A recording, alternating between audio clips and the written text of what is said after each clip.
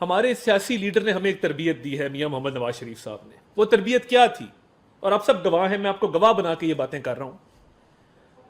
انہوں نے ہمیں یہ سبق سکھایا کہ سیاسی مخالف اگر کرین سے گر جائے کیمپین کے دوران تو اپنی کیمپین معطل کر دو اور اس کے ہسپتال جا کے اس کی تیمارداری کرو، اس کا حال پتہ کرو اور اس کو خیر سگالی کا پیغام دو.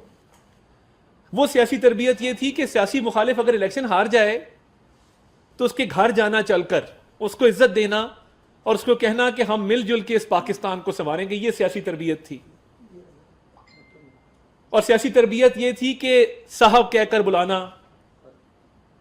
اور کہنا کہ اخلاق کے دائرے کے اندر رہ کر تنقید کی جائے، تنقید برائے تنقید نہ کی جائے، تنقید برائے اصلاح کی جائے. یہ ہمارے سیاسی لیڈر کی تربیت تھی. اور اسی تربیت کا نتیجہ ہے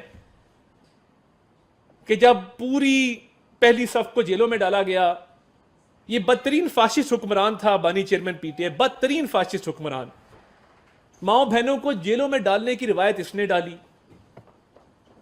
شہباز شریف صاحب، نواز شریف صاحب کی والدہ کی میت پڑی تھی اور جج کہہ رہا تھا میں نے جرا کرنی ہے، مجھے آرڈر آیا ہے شہزاد اکبر کا، عمران نیازی کا، اور اس نے روایت ڈالی کہ جیلوں میں کھانا بند کر دو، جیلوں میں سہولیات بند کر دو، کسی کی بہن کو اسپتال سے رات کو گرفتار کروا دو، کسی بیٹی کو والد کے سامنے گرفتار کر لو. یہ روایات ہیں جو اس ملک میں ڈالی ہیں.